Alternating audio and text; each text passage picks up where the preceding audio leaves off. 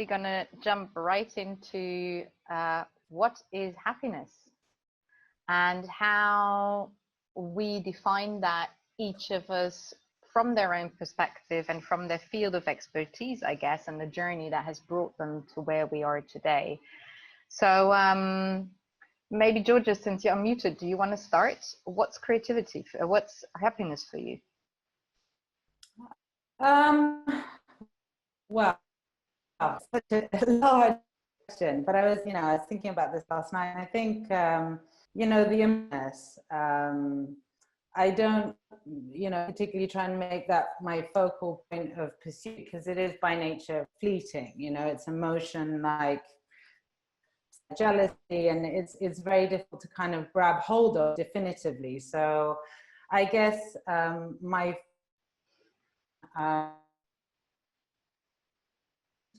with myself, and actually a very difficult thing. I mean, it feels easy, like, oh, yes, let's love ourselves, but it's very complex, because it's usually our idea of ourselves is filled with conflict. It's who I am today as opposed to who I want to be, or how I feel inside as opposed to how I project to other people, or maybe how other people want to see us. Are quite guilty of wanting to, for better or for worse, define our influence us a lot. And so, a lot of the time there is conflict. And as a result, when we're making decisions in our life, small ones or large ones, that conflict is there. And as a result, don't have a huge amount of harmony, because we're pulled in different directions, and there's a lot of static within our thought process. But in my case, and I think a lot of people feel that there is a kind of small voice within us that is always kind of telling us what's right and wrong for us, and it can be very quiet in certain times and louder in others, but it's that voice that tells us when we're in a relationship that's unhealthy for us, or toxic, or potentially when we're working with somebody that isn't right for us, or doesn't have the same ideas of integrity that we do. And so for me, really, happiness is the pursuit of practicing to listen to that voice, and to make it stronger, and to accept the fact that it might change every single day. But that, so when I make decisions, I move forward every single day of my life. I can do it with sort of a place of calm and centeredness, and so that kind of static and that conflict disappears.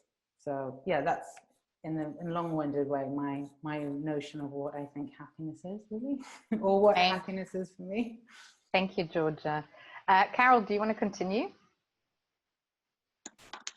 Well, to me, I agree with some of what you're saying, but I suppose from the influence of Taoism and to some extent Buddhism, which has very similar values, it's, I think of happiness more as it's not the pursuit of something, it is a feeling you create within you. So it's not about, obviously it's not about getting this new car or this new thing, or although it's nice, or going out with that man that you've been looking forward to for a long time. It's, this is all good, but to me happiness is maybe more of a subdued feeling. It's less ecstatic, and it is about trying to just find peace, I suppose. And I mean, in meditation, sometimes you can talk about it's not detachment, it's equanimity, which you're not totally detached, but you're not letting yourself wrapped into the drama of life, as exciting and as despairing that it can be. So yeah, it's more about trying to create that feeling within you, and And rather than striving for a future moment or remembering, or remembering happy moments, it's about finding the moment, the happiness in the moment. And yesterday I was thinking about it, and I actually found a quote by Walt Whitman, which is happiness not in another place but this place, not for another hour but this hour. So I think it's very much about finding it in the moment, and to do that you need to be in the present moment, be it meditating, or even just, I find that with my children sometimes, if you kind of sit with them when they're playing and are really present with them, it's that kind of bliss which isn't, it's just peaceful, but it's really happy. So I don't know if you can relate to that, those of you who have children, but it's uncomplicated. It's it doesn't involve all the drama of that life often has. So yeah, that's kind of my take on it. Thank you very much. Sarah, can I ask you to define what is happiness for you? Here. Yeah, happiness. It was a nice question, and it's nice to hear everyone's different ways of describing essentially the same thing, which is like presence and contentment and acceptance, of what is. And I think with yoga we learn about self-realization a lot. That word gets thrown around, self-realization and liberation, where we, we're constantly polishing away at the diamond and peeling back the layers, over time, lifetimes maybe, to come back to our essence. So we do practices that help to keep us new and fresh in every day. We clean the mind, and we clean the emotions, and we clean the body to create a sense of harmony between all the systems, not only of the physical body, but the brain and the emotions and the feelings and the memories and the experiences that we've had that, we get very attached to, that make us, that make us who we are, but in fact, sometimes make us cling or be resistant to actually being present, So I think it's our responsibility in this quest for happiness, which isn't, as you say, this ecstatic thing. It's more about accepting ourselves as we are without being in resistance, because that creates disturbances in the body and manifests as disease. So health, health is, for me, happiness. One of the main, to be healthy, body, mind, and spirit, means that we're constantly tuning into that and doing the right things for ourselves as individuals to feed ourselves, whether that's also creatively, in an integral way, so that all aspects of ourselves are getting fed, but we're not holding on to these ideas that we create about ourselves. Because at the end of the day, when you peel back all the layers, we're all the same, we all have the same needs, and it's basically to love and be loved, to feel good, to have energy, to embody your gifts and to be able to share them. So Thank you. José Miguel, ¿puedes dar tu definición de la felicidad? ¿Qué es felicidad para ti? Bueno, yo lo voy a decir, pero en inglés, y tú vas traduciendo, porque si no sería imposible, ¿vale? Estoy ahí intentando pillar al máximo. Creo que te entendemos todos. Bueno, como creo. Ya mi inglés es el que es y bueno, me viene bien para hacer un poco de oído. Hombre, si nada más, una lección de inglés, ¿no? Era lo último que me faltaba a mí ya, también tomar clases de inglés. Bien, yo entiendo la felicidad como algo completo, ¿no? Realmente la palabra felicidad para mí se hace un poco grande, ¿no? Yo prefiero hablar más de bienestar con momentos de más felicidad o de mayor bienestar, ¿no? Un poco también porque de alguna manera la palabra felicidad también genera presión, desde mi punto de vista. ¿Soy feliz? ¿No soy feliz? La palabra felicidad también implica que yo me pueda sentir o no feliz comparado con alguien o comparado con algo. Y para mí la felicidad pues es eso, ¿no? Una palabra muy, muy grande, por decirlo de alguna manera, ¿no? Nuestro lenguaje modula nuestra relación con el mundo. Por eso es importante saber qué términos usamos y cómo usamos las palabras. Yo prefiero tener una comunicación con el mundo un poco más relajada y con menos presión que una relación con el mundo mucho más agobiante o estresada. La palabra felicidad es todo el mundo tenemos que ser felices, todo el mundo tiene que ser happy flower, todo el mundo tiene que vivir en los mundos de Yuppie. Y no, yo entiendo que cada persona, ese es mi punto de vista, tenemos que encontrar la mayor calidad de vida posible, el mayor bienestar dentro de los recursos que podemos tener. Porque la felicidad está en eso, en contentarse con lo mucho o lo poco que tenemos. Yo suelo decir que una de las causas de sufrimiento principales que hay es el compararnos con alguien. Porque yo tengo este coche y porque mi vecino tiene el otro coche. Porque yo tengo una casa sin jardín y la otra persona tiene una casa con jardín. En el momento en el que yo entro a compararme con alguien, puede que yo sea un poco menos feliz porque anhelo algo que a lo mejor no tengo. Entonces, prefiero ser un poco más amable y vivir pues más en este presente de aceptación donde de alguna manera pues yo puedo recurrir a mi bienestar personal intentando aceptar las situaciones que tenemos. Hay momentos en los que evidentemente yo siento que estoy mucho más feliz cuando estoy en la playa, cuando estoy dando un paseo por la playa o en el campo, o estoy haciendo una clase pues, con alumnos, o estoy haciendo cosas que, bueno, con las que yo fluyo, leer un libro, o hay momentos en los que simplemente estoy feliz, ¿no? Alguna vez he ido conduciendo a lo mejor a Marbella o algún sitio y de pronto, o por el pueblo, iba a algún sitio y de pronto sentir qué bien me siento, ¿no? O sea, es como tener ese pensamiento y decir, wow, y conduciendo y decir, me siento bien, ¿no? I feel good, ¿no? Es decir, y no hay nada especial, voy a comprar, no sé, a la papelería, de la oficina a la papelería, ¿no? Entonces, para mí la felicidad tiene que ver con esa sensación interna que conlleva mucha aceptación, ¿no? Y prefiero hacerlo desde ese tono mucho más amable que de alguna manera evita la palabra felicidad. La palabra bienestar me permite ser más feliz que si pienso en ser feliz. Ese es un poco mi punto de vista, ¿no? ¿Y por qué me importa la felicidad? Que era no sé si ya respondo a las 3 preguntas o vas a ir haciendo la ronda de preguntas.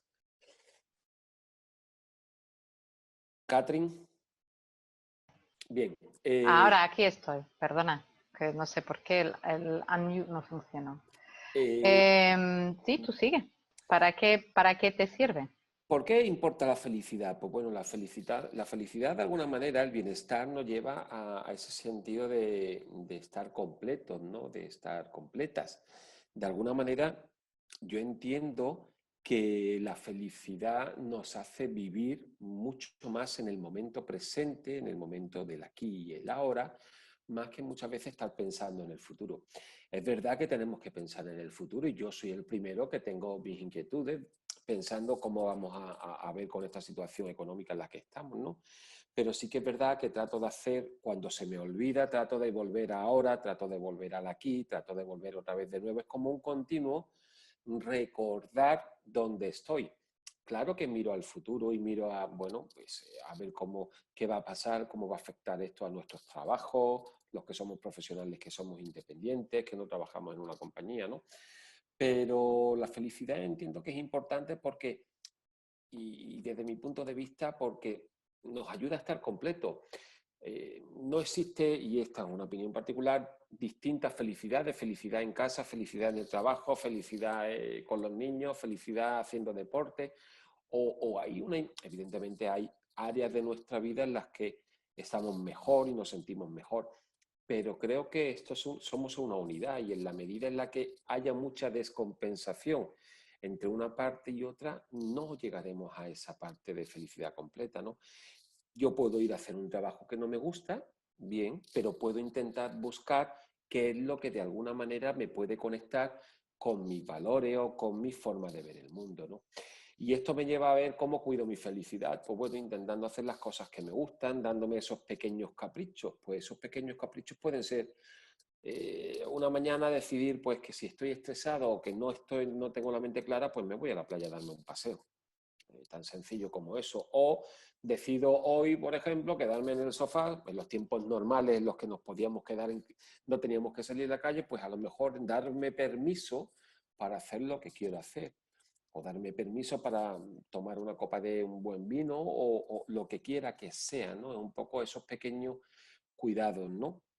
Y esto me lleva a la última pregunta, ¿no? Que me hacía Catherine, ¿no? ¿Cómo se conectan los valores y la felicidad, ¿no? Yo entiendo los valores como la brújula de nuestra vida, ¿no? Los valores, lo que de alguna manera nos marca el norte, la dirección hacia donde queremos ir. Y más o menos todos sabemos cuáles son nuestros valores. Quizá en muchas ocasiones no somos conscientes. Cuando yo hago coaching con las personas, uno de los puntos clave del trabajo que hago tiene que ver con cómo las personas toman conciencia de cuáles son los valores y los principios que rigen su vida. Entonces, al final, si yo vivo acorde a mis valores, a mis principios más íntimos y a mis motivaciones más privadas, a lo que de alguna manera me marca el rumbo en la vida, yo estaré más feliz y me sentiré mejor. Por eso, uno de los puntos más importantes en el trabajo con las personas es vivir acorde a tus valores. Porque si tú no vives acordes a tus valores, siempre habrá algo que te estará haciendo run, run, run, run aquí detrás. Si tú quieres ser, si uno de tus valores, por ejemplo, es la libertad para ti, ser feliz, es ser libre y estás amarrado a un trabajo de 8 de la mañana a 8 de la tarde, no tienes tiempo para vivir de lunes a sábado o lunes a domingo, probablemente, aunque ese trabajo, tú disfrutes con ese trabajo más o menos, puede que en un momento determinado al final te afecte y sientas que no eres feliz, aunque hagas lo que a ti te gusta, porque estás yendo en contra de uno de tus valores principales, que es la libertad, ¿no?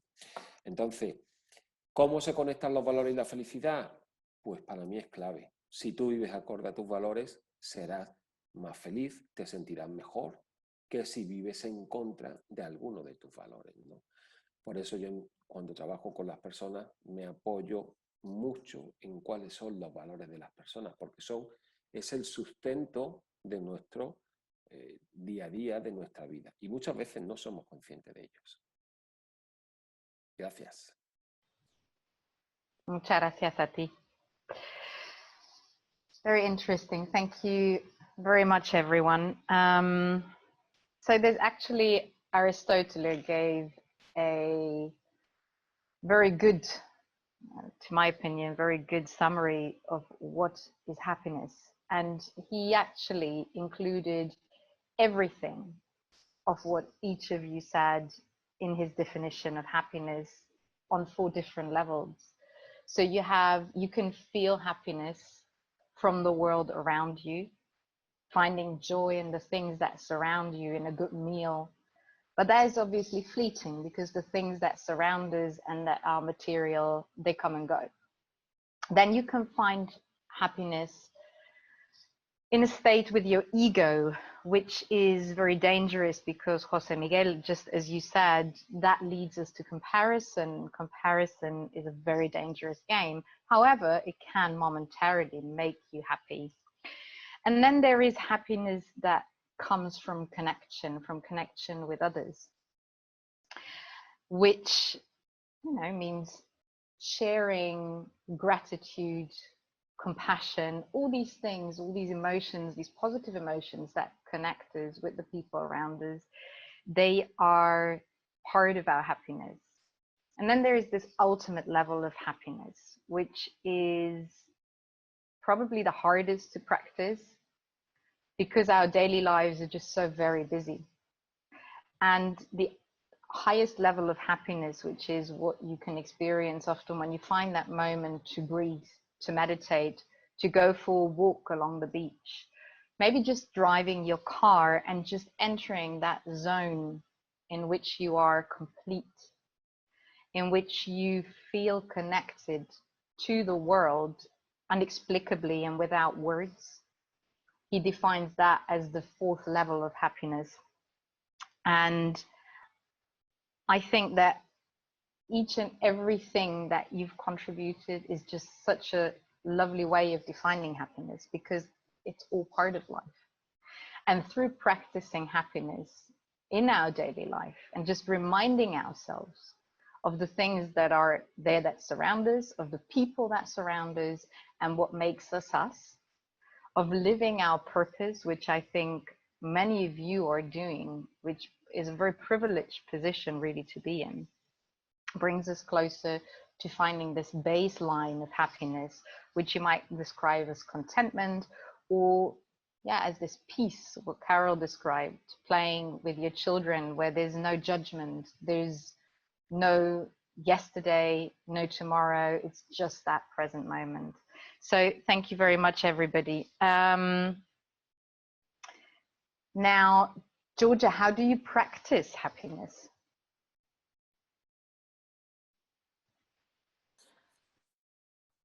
Well, I kind of have I think I definitely have three go-tos.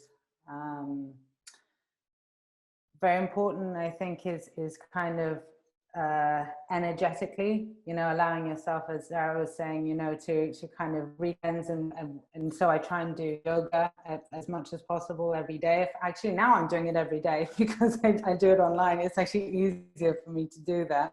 So, and that helps me a lot to kind of, as we're all talking about, find that alignment and that center, and take that moment for yourself to clear your mind and to evaluate kind of where I am.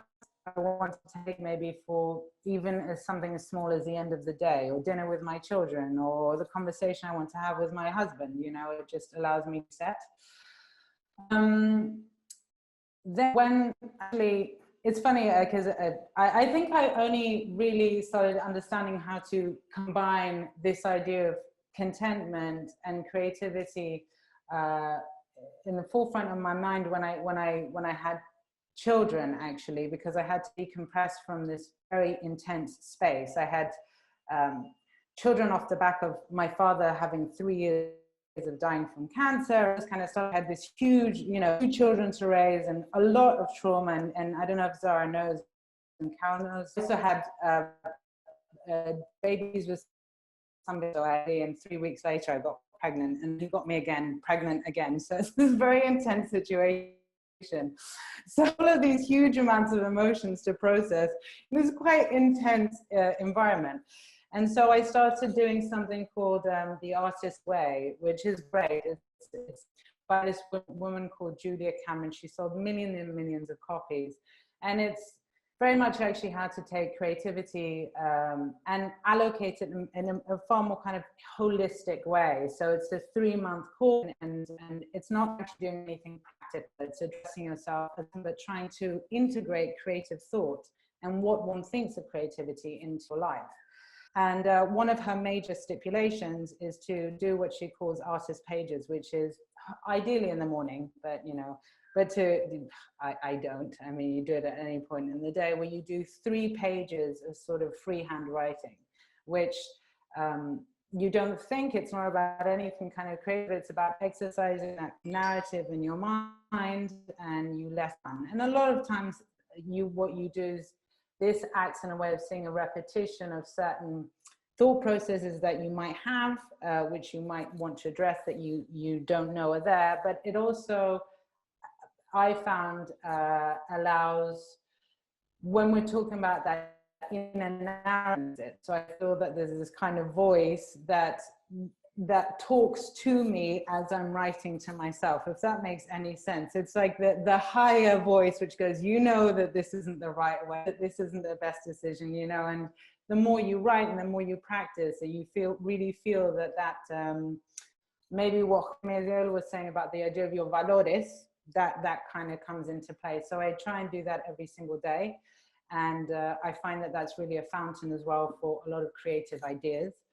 And finally, I guess the most valuable thing I've learned is when you're not in a happy state, and one might be acting in a way that doesn't align with one's principles. And for me, most damaging, living up to your expectations of how you'd like to be with your partner or your children. You know, it's very easy to feel guilty and to be pulled down by yourself and think, I'm this, doing this right, you know, and to label yourself. And so the thing that I try and practice when I find myself in a situation where I don't feel happy is to remove the idea of guilt and use it as a space to that shows me that something needs to change, and use that space as a space of investigation as opposed to damnation. And so like, right, I've just screamed at my kid, I'm acting really irrationally, I've just been a nightmare to my husband. Instead of me going, I am a bad person, I am not happy, I'm gonna go, right, we need to sit down, we need to take some time, be kind to myself, give myself a hug, be like, something's going on, let's figure out what steps we need to make in order to move out of this. So yeah, I guess those are my three go-tos really. Thank you very much. Carol, how do you practice happiness? Well, it's, you know, it's in a variety of ways that is probably common to all of us, but, you know, it can go from, at the moment, again, going out for a walk in nature, spending time with my children, as Jose Miguel was saying earlier, just, you know, enjoying a nice meal with friends, going out dancing, all those things, which feed one side of me, which is maybe the more kind of outgoing side. But I find that to feel kind of grounded and to generally feel better in myself and not have maybe the outburst with my children that you're referring to, Georgia, because we'll have them. I need to also make time for meditation and Qigong, and the past few weeks I've tried to do it more. It's not always easy because days are just, you know, it's busy with children, but invariably when I'm a few days without doing that, then I can feel myself just slipping back into just anger, because of the situation, because of being kind of, you know, closed in, so everything just feels like a pressure cooker at times. But you know, it's if I make the time to just breathe, be in the moment, do Qigong so that I'm also moving, you know, things tend to flow a lot better. So it's a combination of things. Some of them may be more, you know, immediate gratification, which is, you know, you go out with friends, it's an immediate happy moment. Some of them that need a bit more work, you know, sitting and meditating, you don't feel the benefit from the first second you're doing it. You need to work at it, but it's definitely worth it. So yeah, that would be most of what I would be doing. Thank you. Sarah, how do you practice happiness? Well, yeah, there's so many ways. And also, I mean, I think one of the more important things for me has also been, it's okay if I'm not happy, you know, to accept those moments of not being happy and to like just sit with them and be with them and find stillness, because in the stillness something new will always arise, whether it takes 1 or 2 days or 2 weeks, you know, to be able to be still and to be with yourself no matter what emotion you're feeling. I think you know, everything's in flux, everything's always changing, so it will, you know, knowing that it will pass and knowing that something new will come of it, and even the emotions that aren't that great could be an inspiration for, you know, many more things. So accepting yeah, whatever's there. I you know, I feel like there's so many ways of emotions that come and go, and they're not always happiness. But yeah, even now for me, even the moments of not complete happiness are still kind of happiness, you know, because if I remember the things that I really love as well, I often go back to my inner child and the things that really bring me joy: music, dancing, nice food, sleep, you know, things that make me happy. And to, yeah, exercise is definitely one of the most important ones for me. Is if I'm not moving, then the energy is not moving, you know. So if I feel stuck, to get outside, to get some fresh air, but also to be able to sit with it and be still, and then maybe explore some of that inner child stuff. Yeah, the fun stuff, the music and the playing, the playfulness. Yeah, but breath work, yoga, for me, it's like changed my life, and that's why I love to share it. Breath work is literally, you know, it's a cleaning out. Every inhale is like you're bringing in new fresh energy, and every exhale you're letting go of stuff that you don't need. Whether you do that consciously or subconsciously, that's the act of breathing. So to be able to sit and breathe, you know, and if I'm having an argument with my partner or something, if I can breathe through that, then it's never half as bad as if I don't, because every emotion that I have has a corresponding breath pattern.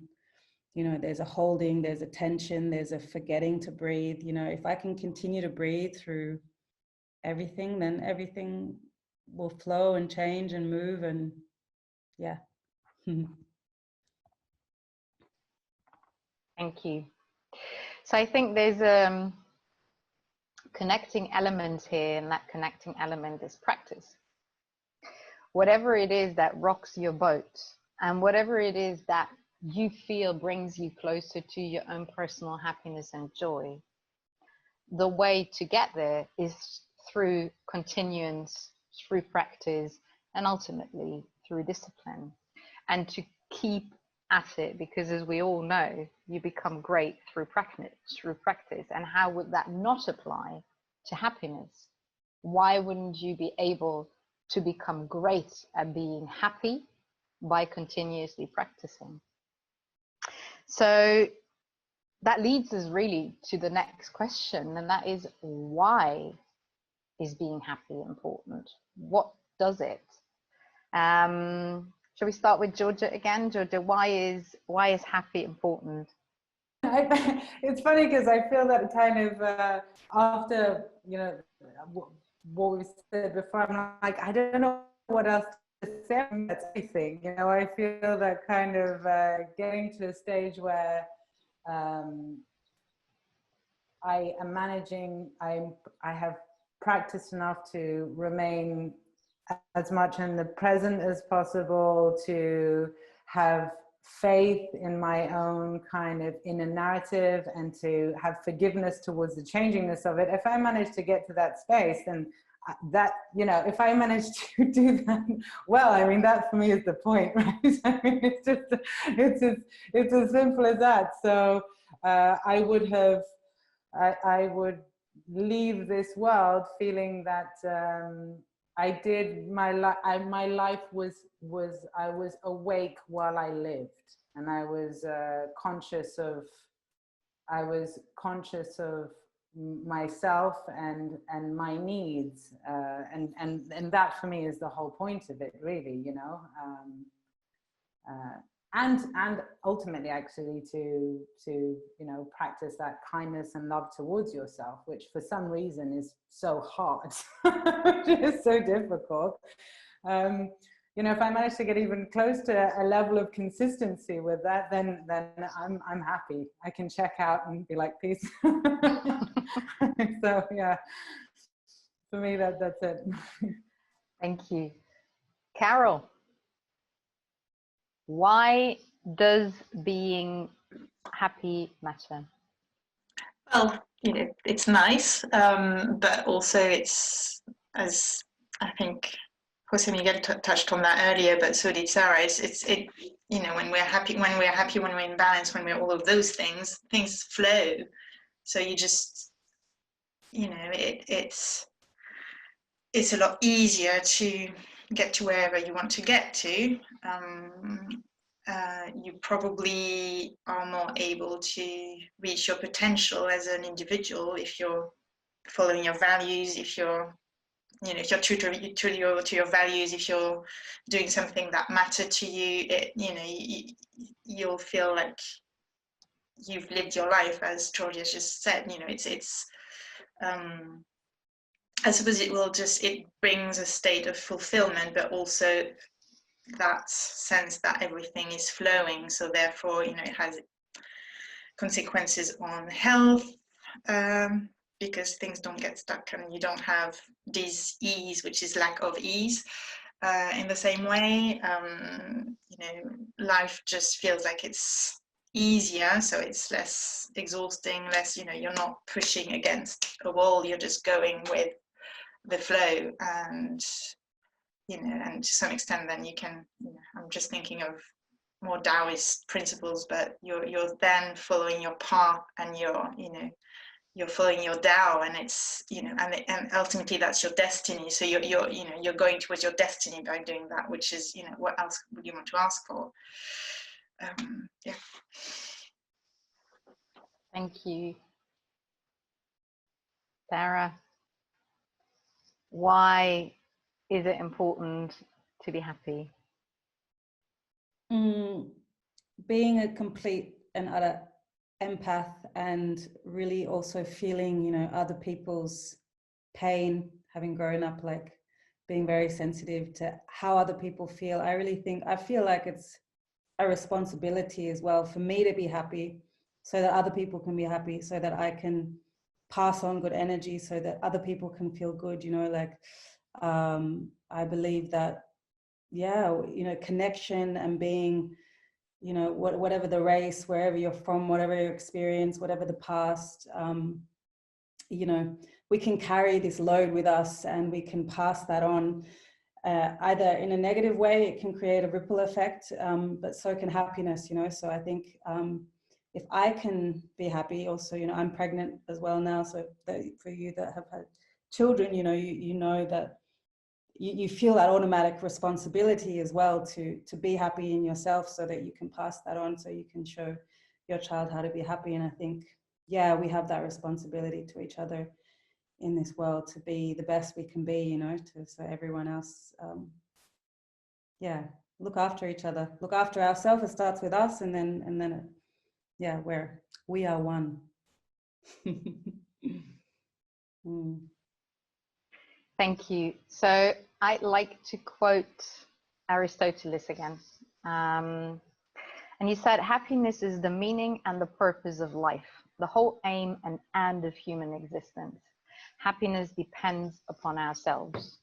So that is a summary, I think, of what all of you said. It's to be happy is to live. And in fact, neuroscience is now coming to the point where we're actually able to prove that being happy matters, because mind over matter changes the way our brains connect.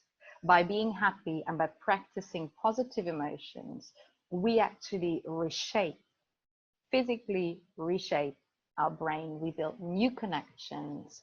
We enable left and right hemispheres to work together.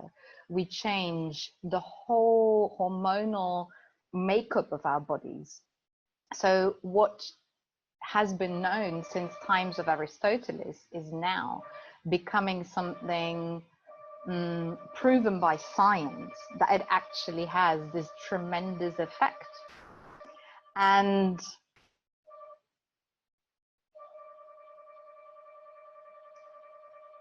you know, luckily my children are always there to remind me, as you can tell right now by them ringing the doorbell like crazy.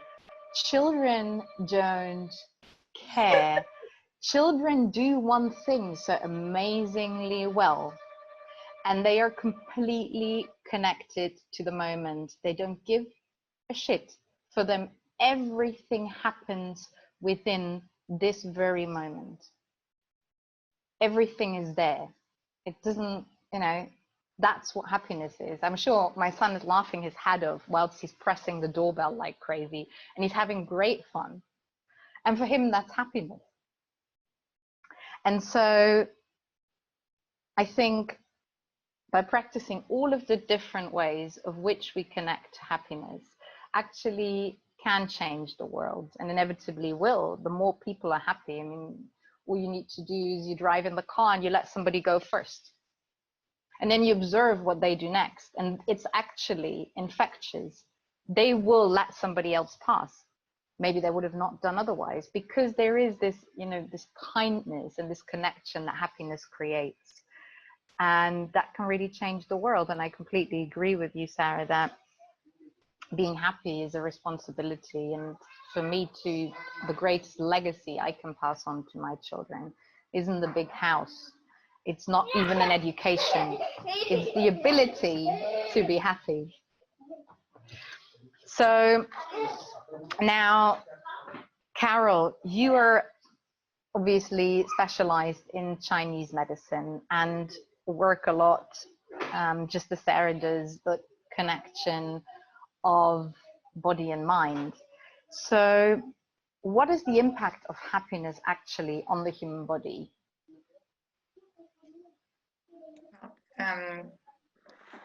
Just to talk about a very basic Chinese medicine principle, when qi flows, there is health.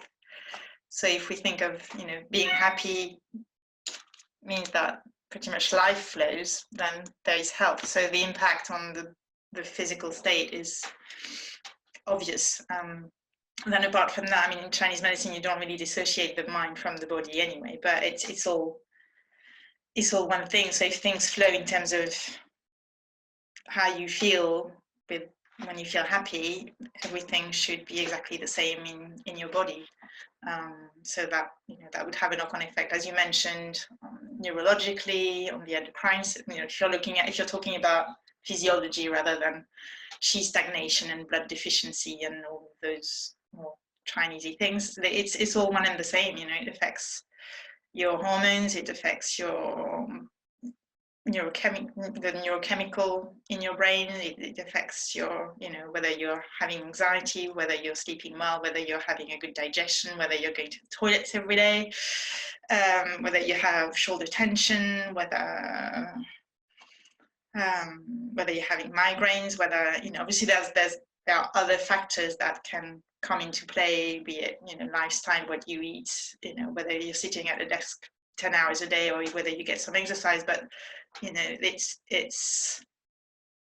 crucial. And in Chinese medicine, they also say that what governs everything else, there's the liver and the kidneys, but what's governing everything else is the heart and the Shen and the spirit. And if the Shen, which is the one way to talk about the spirit in Chinese medicine, if the Shen is present and if the Shen is healthy, then everything else will be healthy, which is why you can see some people who have incredible hardship in their life eat an imbalanced diet or don't have the right nutrients, if you like, but they're happy and they'll live into ripe old age and they'll just be, you know, they'll have a good life and they'll pass that on, you know, that happiness to their children, as you mentioned, Sarah. And it's just, you know, you have people who just are happy, and in spite of everything else they put their body through, they're healthy. So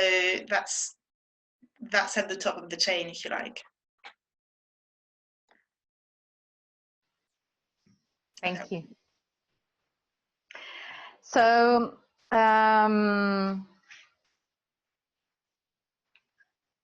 Georgia, what do you think is the importance of creativity in happiness? How does that correlate?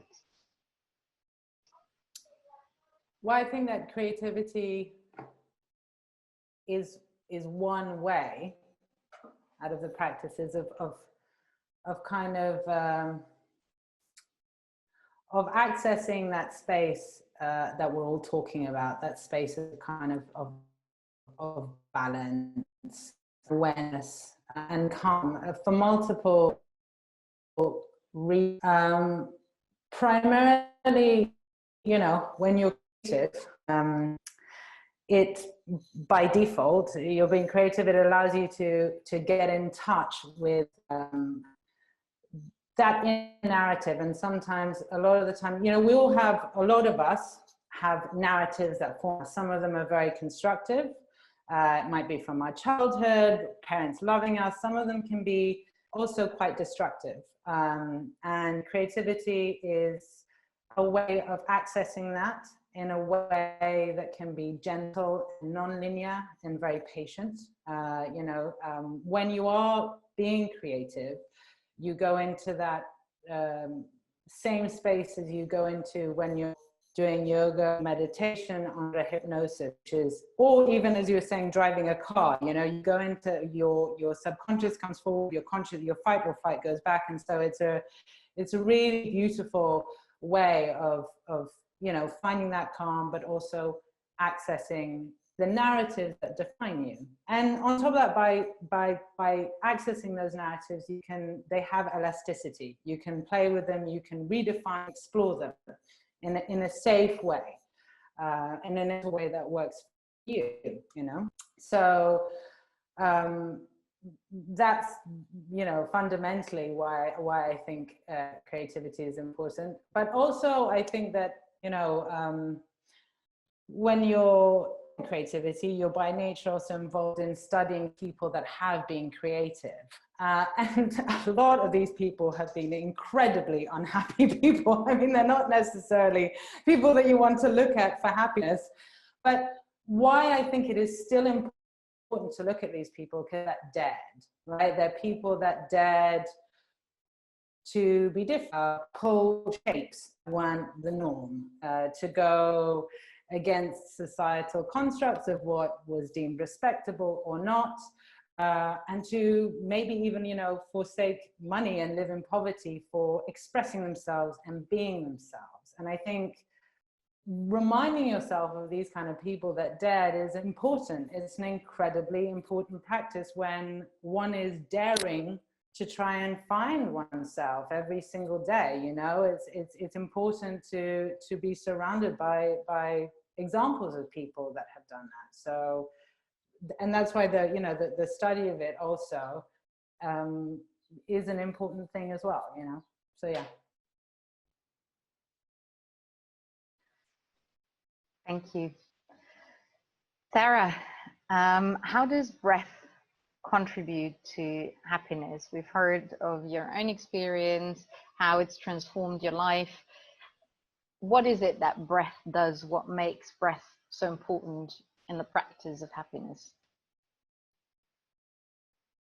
Well, like going back on what Georgia says, because I believe we're all here to actually create, you know, that's what we're here for, but we've forgotten that, you know, and we're so in the mind that, and in the head and in the conditionings and of the shoulds and woulds and, you know, of our families and of society, that we don't know how to create anymore. We've forgotten how to. So I think to have tools to be able to access that, it's amazing and so beneficial. And creativity, I don't think, it doesn't really come from the mind. It's something like naturally arising, you know, like as in a child, you know, the child's not thinking about how to do some, you know, make his painting and put together his thing. And, you know, it just comes naturally. And as we get older, we kind of lose that ability because of the experiences that we've had that, you know, create fear and worries and block us in so many ways. A lot of the things that we actually carry from our forefathers, our parents and our ancestors, you know, those fears that manifest in ourselves. And yeah, so to clean, I feel with the breath is cleaning, it's detoxifying you in every moment. So we're, you know, we go on these detoxes, but actually the breath is constantly detoxing you. But when we're stuck in the mind, we lose the awareness on our breath. We stop breathing. We don't breathe fully to the capacity that we can. So we're just limiting ourselves so much, and we're limiting that creative potential. And I feel like, you know, we're all born with gifts in this, you know, with talents, unique, you know, talents and gifts, and that we want to try to come back to them. That's my inspiration, you know, to breathe, to come back to those things that I know are inside me, that I feel, you know, something beyond thought that I feel I have to share, to offer, and I feel from other people the same thing. So yeah, to use the breath as a way of controlling the mind, which they do in pranayama. They say that, you know, the first rule in the Yoga Sutras is like to overcome the fluctuations of the mind, to stop the mind from moving so much so that we can actually listen deeper to what there is. So those practices are there to stop. And the breath, you know, is one of the only things that we can't control, that we can control. We can't control the release of our hormones. We can't control how our digestive system works, but the breath controls all of those things. So if we can learn to work with the breath, control the breath, it's the bridge between the body and the mind. It's our spirit. It is our essence, you know. So yeah, when we can learn to work with it, it just has magical effects. It's the original medicine. It's been used for thousands of years. And it's just so funny, you know, that we look outside for all these different things, and we can just come back to some of the most simple, you know, like your grandma, your grandfather, you know, they always do things a very simple way. And it's true, it's the simple things that have the most effect, I think. So yeah, yeah, I've learned how to work with the breath to control the mind, but then also to not control the mind, to let it be, to let it flow, and to be not in any resistance, to be, yeah, to come into that softness, that surrender, that acceptance, which I feel like we're kind of in that place now. The world, you know, what goes on inside is kind of a reflection, is just, you know, a smaller version of what's going on a global scale. Now we're in this quarantine, we're all being forced to stop because we need to stop, and yeah, and come back to the simplicity, yeah, and to find again the creativity, and yeah, the breath helps us with that. So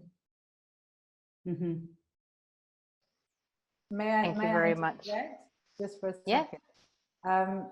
Zach, thank you. You know, it's funny actually, because listening to you speak, you reminded me of actually the very fundamental purpose of why I've been involved in this for so many years. Was actually the fundamental belief that yes, I do believe that creativity is the essence of everything. Like actually creativity, and that's why when speaking to Catherine, I'm always a bit hesitant, or I've been approached before about talking about art as in making art. And I actually think that creativity is a much broader thing. Creativity is the ability to breathe openly, to get dressed in the morning how you feel. It should be infused and the definition should be a much broader space. But I was just like thinking about all the points, and I was like, oh yes, that's the that's the overall thing. So thank you for outlining that and reminding me. Anyway.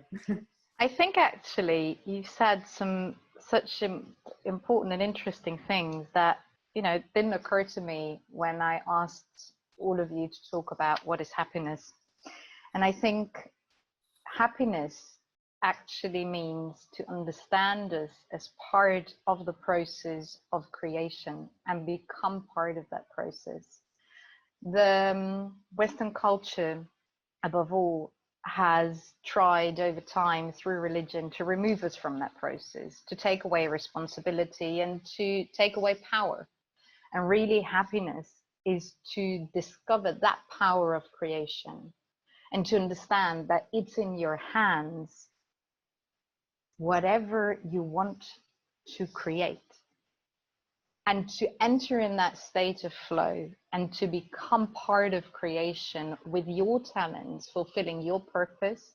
I think that's probably the highest form of happiness that you can find. And it's so simple, because sometimes it's working the fields, sometimes it's cooking a nice meal, Sometimes it's creating a masterpiece, and sometimes it's coming together as a group of people who share their thoughts with the ambition to make this world a slightly better place. Thank you, everyone.